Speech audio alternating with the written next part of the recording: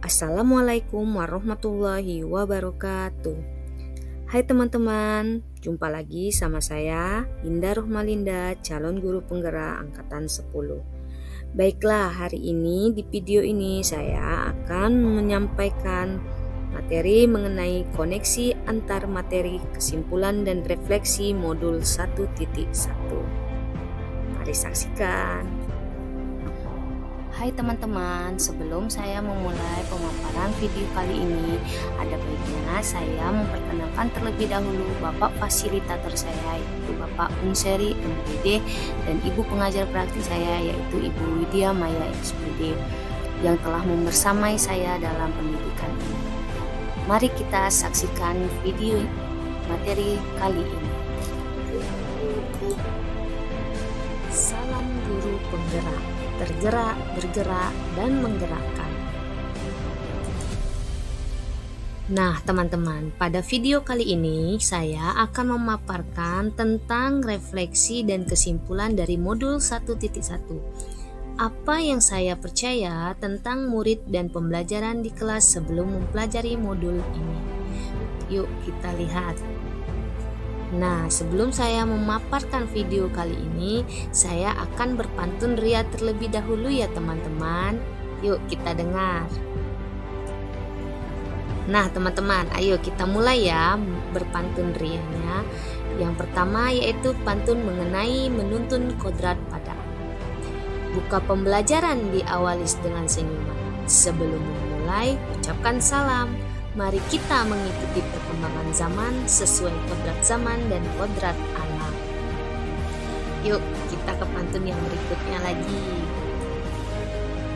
Nah pantun yang kedua yaitu tentang pendidikan berpihak pada murid teman-teman. Mau dengar pantunnya? Ayo. Guru mengabsen sebelum mengajar. Ada anak tidak hadir bernama Farid. Mari bimbing murid sesuai kebutuhan belajar dengan pembelajaran berpihak pada murid. Nah teman-teman, ini pantun yang terakhir yaitu mengenai pendidikan mengajarkan budi pekerti. Mau dengar? Ayo. Bu guru berbagi roti. Roti dibagi semua murid dapat.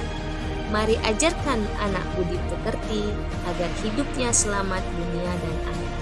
Ya teman-teman, itu tadi ada 3 pantun mengenai pendidikan yang sejalan dengan pemikiran Ki Hajar Dewantara. Mari kita memasuki pemaparan video tentang kesimpulan dan refleksi modul 1.1. Nah teman-teman, tadi ada beberapa pantun yang sudah saya bacakan untuk memulai pemaparan video tentang modul 1.1 yaitu kesimpulan dan refleksi. Nah teman-teman, saya mempercayai sebelum mempelajari modul ini bahwasanya 1. Guru harus selalu memberikan contoh, dan yang kedua, murid mendapatkan bimbingan dari guru dalam berpembelajaran. Jadi antara guru dan murid itu memiliki suatu kesinambungan satu sama lain yang memerlukan satu sama lain, sehingga akan menimbulkan sebuah simbiosis mutualisme, sama-sama menguntungkan. Bagi guru menguntungkan karena memberikan contoh pada murid, dan bagi murid juga membutuhkan karena mendapatkan bimbingan dari guru dalam pembelajaran. Yuk kita lihat selanjutnya. Nah teman-teman, tadi kita sudah melewati beberapa tahapan. Nah ini mulai memasuki tahapan apa yang menjadi pertanyaan dalam modul 1.1 tentang kesimpulan dan refleksi. Yang pertama, pertanyaan pemantiknya adalah sebelum mempelajari modul ini, saya percaya bahwa guru terkhususnya saya yaitu hanya mentransfer materi pelajaran. Yang kedua, pembelajaran berfokus pada aspek kognitif, dan yang ketiga, mengeksplor murid melakukan pembelajaran hanya di dalam kelas. Seperti kita ketahui, baiklah saya di sini akan menjelaskan mengenai hanya mentransfer materi pelajaran. Seperti kita ketahui, banyak guru yang hanya berfokus pada di akhir pembelajaran tersebut, yaitu mentransfer materi pelajaran hanya sekedar memberikan saja tanpa melihat karakter anak itu, kemudian apakah anak itu sudah merdeka dalam belajarnya. Karena satu sisi juga guru ingin mengejar materi yang kemungkinan materinya itu terlalu banyak tapi waktunya terlalu sempit. Yang kedua yaitu pembelajaran berfokus pada aspek kognitif. Seperti yang kita ketahui bahwasanya pembelajaran tidak akan berjalan hanya untuk berfokus pada aspek kognitif, tetapi kita juga harus melihat aspek afektif dan aspek psikomotoriknya. Sehingga kita tidak hanya melihat anak itu belajar mengenai pembelajarannya hanya dilihat dari pengetahuan dan keterampilannya saja, akan tetapi kita juga harus melihat sikap anak tersebut, bagaimana budi pekertinya yang sejalan dengan pemikiran Ki Hajar Dewantara. Yang ketiga, mengeksplor murid agar belajar tidak hanya di dalam kelas. Nah, di sini masih banyak guru yang tidak mau mengeksplor lingkungan di luarnya. Dia taunya hanya belajar di dalam kelas. Nah, tidak sejalan dengan pemikiran Ki Hajar Dewantara. Seperti yang kita ketahui, pemikiran Ki Hajar Dewantara mengajarkan bahwasanya kita sebagai guru harus memenuhi kebutuhan murid sesuai dengan kodrat zaman dan kodrat alam. Salah satunya yaitu kodrat alam, yaitu harus mengetahui apa itu lingkungan yang akan mereka lakukan dalam pembelajaran. Jadi tidak hanya di dalam kelas tetapi juga di luar kelas mereka belajarnya. Jadi mereka akan merasakan kemerdekaan belajar itu sendiri. Nah, dari satu pertanyaan pemantik menghasilkan 3 jawaban yang sesuai dengan passion saya sebagai guru mengajar selama ini dalam kehidupan sehari-hari. Akan tetapi setelah saya mengikuti pendidikan guru penggerak ini, banyak sekali modul yang saya ketahui yang pendidikan yang mengenai pendidikan sejalan dengan pemikiran Ki Hajar Dewantara. Salah satunya mentransfer ilmu, kemudian siswa hanya berfokus di dalam kelas, dan yang terakhir guru hanya berfokus menilai penilaian aspek kognitif, sehingga terkesan tidak mempedulikan apakah murid sudah benar-benar paham. Tetapi dari pembelajaran saya mengikuti pendidikan guru penggerak ini, saya lebih mengetahui apa yang menjadi solusinya dalam pembelajaran yang sesungguhnya yang sejalan dengan pemikiran Ki Hajar Dewantara.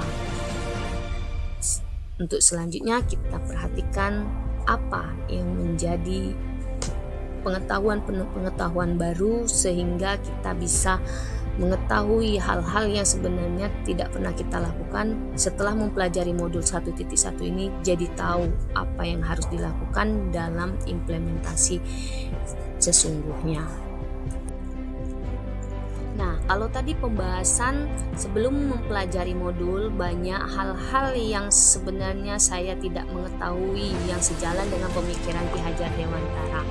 Nah, sekarang sudah banyak yang saya ketahui setelah memahami modul 1.1 ini, yaitu tentang pendidikan sejalan dengan pemikiran Ki Hajar Dewantara. Salah satunya yaitu pendidikan harus sesuai dengan kodrat anak, yaitu kodrat zaman dan kodrat alam. Seperti kita ketahui, zaman semakin hari semakin canggih dan semakin maju. Akan tetapi jika kita tidak menerapkan suatu kodrat zaman, kita akan tertinggal dari perkembangan zaman. Sehingga kita tidak hanya mementingkan diri kita sendiri, akan tetapi kita berfokus juga kepada anak didik kita, sehingga kemajuan-kemajuan teknologi yang sudah terjadi di masa yang sekarang ini bisa kita ajarkan ke anak didik kita. Seperti halnya kita perkembangan zaman yang terjadi sekarang itu pembelajaran menggunakan proyektor atau kita menggunakan HP untuk melakukan aplikasi yang akan dilakukan oleh murid, sehingga banyak lagi yang memang benar-benar itu menjadi suatu kebutuhan siswa dalam perkembangan zaman saat ini. Dan sedangkan kodrat alam itu lebih ke lingkungan di luar. Jadi biarkan anak itu merasakan kemerdekaan belajarnya dengan cara apa?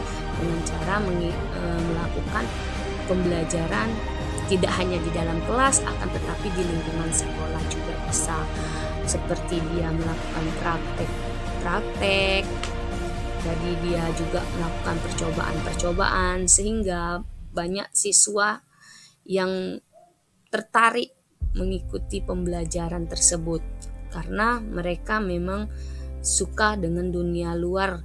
Ada beberapa anak yang suka dengan dunia luar, ada yang memang benar-benar dia di dalam. Akan tetapi kita harus menyeimbangi antara anak yang suka belajar di dalam kelas dan belajar di luar kelas, sehingga kita dapat menerapkan pendidikan sesuai kodrat anak tersebut, sesuai dengan kebutuhan yang mereka ingini. Yang kedua yaitu pendidikan yang berpihak pada murid. Ini sangat ditekankan dalam pemikiran Ki Hajar Dewantara. Yang seperti apa berpihak pada murid? Salah satunya yaitu tidak berfokus pada guru dalam pembelajaran. Jadi ketika berpihak pada murid, memang benar-benar muridlah yang mencari solusi dalam pembelajaran tersebut, mencari jalan keluar dari pembelajaran tersebut, sehingga guru hanya sekedar menuntun dan juga guru bisa membimbing anak didik tersebut, tetapi tidak terlalu memasuk ke dalam pembahasan dalam pembelajaran tersebut. Biarkan anak tersebut berkreasi sendiri, berinovasi sendiri apa yang menjadi kebutuhan mereka. Sehingga dalam pembelajaran berpihak pada murid itu, muridlah yang berperan aktif dalam pembelajaran, sehingga guru hanya sekedar menuntun agar pembelajaran tetap aman dan tertib, sehingga pembelajaran juga menjadi aktif dengan berkolaborasinya antara murid satu dan murid yang lain. Kemudian pendidikan yang menuntun, yang seperti apa menuntun, yaitu guru membimbing dan mengajari anak tersebut apa yang menjadi kebutuhan anak tersebut, sehingga ketika mereka dipenuhi kebutuhannya dan guru juga menuntunnya didengarkan oleh anak tersebut, maka pembelajaran itu akan berjalan dengan sesuai dengan apa yang menjadi tujuan fokus utama dari pembelajaran tersebut, sehingga adanya kolaborasi antara guru dan murid dalam hal menuntun ini menjadikan pembelajaran menjadi menyenangkan. Yang kemudian pentingnya budi pekerti.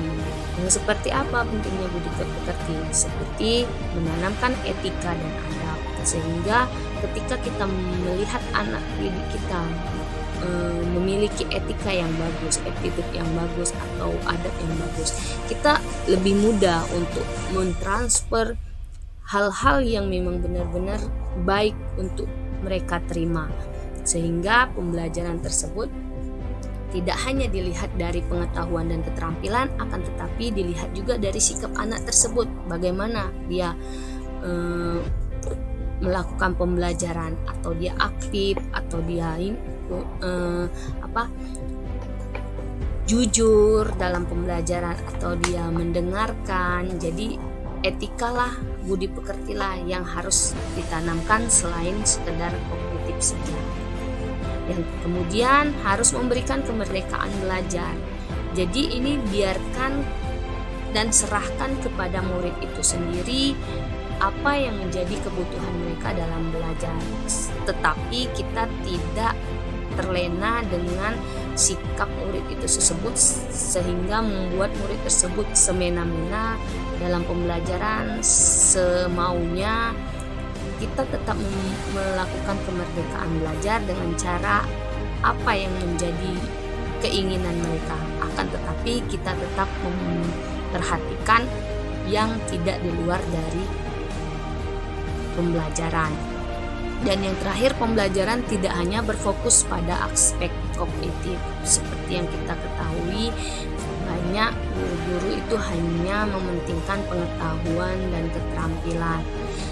Pada dasarnya tidak hanya pengetahuan dan keterampilan saja dalam pembelajaran itu, akan tetapi sikap yang berkesinambungan dengan budi pekerti. Maka ketika sikap anak itu baik, dia akan memperlakukan kita guru ketika mengajar itu juga akan baik. Jadi ketika kita memberikan contoh yang baik, maka mereka akan mengikutinya. sehingga tidak hanya dinilai dari satu aspek, tetapi bisa di aspek yang lainnya juga harus berkesinambungan sehingga menimbulkan pembelajaran yang asik, menyenangkan, dan nyaman. Nah, teman-teman, jadi banyak sekali yang saya dapatkan dari pembelajaran modul 1.1 ini tentang yang sejalan dengan pemikiran Ki Hajar Dewantara. Ada beberapa pokok bahasan yang sudah saya jelaskan di slide sebelumnya tadi. Nah, sekarang apa yang menjadi pertanyaan berikutnya? Apa yang bisa saya terapkan lebih baik agar kelas saya mencerminkan pemikiran Ki Hajar Dewantara? Jadi apa implementasinya di dalam kelas, di sekolah, sehingga kita bisa sejalan dengan pemikiran Ki Hajar Dewantara itu sendiri. Yuk kita lihat. Nah, teman-teman, setelah banyak tadi yang sudah kita pelajari dalam modul 1.1 tentang sejalan dengan pemikiran Ki Hajar Dewantara, ada beberapa hal yang harus saya implementasikan di dalam kelas ataupun di sekolah mengenai pembelajaran yang murid terima di sekolah. Satu, yaitu kemerdekaan belajar. Yang kedua, pembelajaran berpihak pada murid. Yang ketiga, pembelajaran tidak hanya berfokus pada aspek kognitif dan pembelajaran sesuai dengan kodrat anak, yaitu kodrat zaman dan kodrat alam, dan terakhir menanamkan budi pekerti. Yang seperti apa kemerdekaan belajar itu? Kemerdekaan belajar itu biarkan menjadi fashion anak itu sendiri, biar mereka luas apa yang menjadi kebutuhan mereka dalam belajar. Ketika mereka senangnya belajar sambil bernyanyi, silakan. Sambil bergerak, silakan. Sambil bernyanyi dan bergerak, silakan. Tapi kita harus juga memperhatikan bahwa jangan sampai anak itu terlalu kelewatan dalam pembelajaran. Kita merdeka di sini artinya mereka bebas, tapi kita tidak boleh harus membebas-bebaskan anak itu tersebut. Sehingga dalam kemerdekaan belajar ini mereka merasakan kenyamanan, keamanan, keluasan dalam mereka belajar, sehingga mereka lebih dengan mudah mendapatkan ilmu, mendapatkan pembelajaran. Lebih paham mereka ketika mereka melakukan dengan cara mereka sendiri. Yang kedua, pembelajaran berpihak pada murid. Ini salah satunya yang harus benar-benar diimplementasikan. Karenanya ketika kita berpihak pada murid, maka muridlah yang akan merdeka dalam belajar, sehingga mereka akan berperan aktif dalam pembelajaran, sedangkan guru hanya sekedar menuntun bahwa yang mana yang baik dan mana yang tidak baik. Ketika dia menempatkan dirinya di posisi yang baik, kita terus menuntun, kita terus ajarkan, kita terus bimbingkan. Tetapi ketika mereka sedikit ke jalan yang salah, kita mulai menuntun mereka agar berhenti ke jalan yang salah, kemudian kita benarkan jalan yang memang sebenarnya. Sehingga dalam pembelajaran tersebut sangat aktif, berperan aktif itu siswanya. Jadi tidak lagi yang namanya pembelajaran berfokus pada guru, tetapi berfokus kepada murid, sehingga pembelajaran akan berjalan secara aktif antara kolaborasi guru, murid antar guru, guru antar murid antar murid, seperti itu. Yang kemudian pembelajaran tidak hanya berfokus pada aspek kognitif, seperti yang kita ketahui bahwa dalam pembelajaran tidak hanya satu aspek, yaitu ada aspek afektif dan fisikomotorik. Jadi kita tidak hanya mementingkan pengetahuan, akan tetapi kita sejalankan dengan pemikiran Ki Hajar Dewantara bahwasanya pembelajaran itu dikesinambungkan semua satu sama lain, yaitu aspek kognitif, afektif, dan psikomotorik. Jadi tidak ada yang timpang dalam salah satunya, yaitu jadi sehingga pembelajaran itu dapat berjalan dengan sesuai dengan apa yang menjadi keinginan kita, dan murid juga tidak hanya terkesan tahunya cuman pembelajaran yang dilihat dari pengetahuan, tetapi mereka juga tahu bahwa pembelajaran itu dapat diambil juga dari sikap dan keterampilan. Dan yang keempat itu pendidikan sesuai dengan kodrat anak, yaitu kodrat zaman dan kodrat alam. Jadi pendidikan sesuai dengan kodrat anak ini yaitu mengikuti perkembangan zaman. Jadi apa yang menjadi zamannya, itulah yang akan menjadi pembelajaran yang akan dilakukan anak tersebut, sehingga kita tidak ketertinggalan dengan perkembangan zaman yang sebenarnya semakin hari semakin maju. Dan yang terakhir, menanamkan budi pekerti. Inilah yang menjadi salah satunya kesinambungan juga dengan aspek kognitif. Jadi kita tidak hanya melihat dari aspek kognitif, tetapi juga dari aspek afektif, sehingga kita juga bisa melihat dari sikap anak tersebut, bagaimana dia dengan guru, ataukah sopan santun, ataukah dia jujur. Jadi kita bisa menilai anak juga dari sikap karakternya, sehingga budi pekertinya bisa kita nilai apakah anak ini karakternya seperti apa dan bagaimana kebutuhan belajar yang harus dia dapatkan. Kita sebagai guru cuma sebagai penuntun agar mereka tidak lupa dengan budi pekerti dan karakternya juga tetap mereka perhatikan dalam pembelajaran. Jadi itulah teman-teman, implementasi yang harus kita lakukan dalam koneksi antar materi ini, yaitu kesimpulan dan refleksi dari pemikiran Ki Hajar Dewantara. Dengan kita melakukan implementasi ini, mudah-mudahan pendidikan Indonesia akan terus maju dan tidak akan tertinggal dengan negara lain, sehingga kita bisa menerapkan pemikiran Ki Hajar Dewantara dengan perkembangan zaman yang sudah ada pada saat ini. Nah, dari beberapa penjelasan tadi, banyak hal yang kita ketahui yang harus kita lakukan, yang sebelumnya kita mengetahui, dan akhirnya kita setelah pembelajaran kita mengetahui, dan akhirnya kita akan mengimplementasikannya di sekolah ataupun di kelas. Pada intinya, pendidikan menurut Ki Hajar Dewantara ini adalah pendidikan yang menuntun. Apa itu pendidikan yang menuntun? Pendidikan yang menuntun adalah membimbing semua kodrat yang ada dalam diri anak agar mencapai potensi terbaik. Sehingga pendidikan yang menuntun ini yaitu pendidikan yang dimana gurunya hanya membimbing anak tersebut sehingga mereka mengeluarkan potensi apa yang ada dalam diri mereka, sehingga guru setelah mereka mengeluarkan apa potensinya dan apa yang menjadi kebutuhan mereka, berkesinambungan juga dengan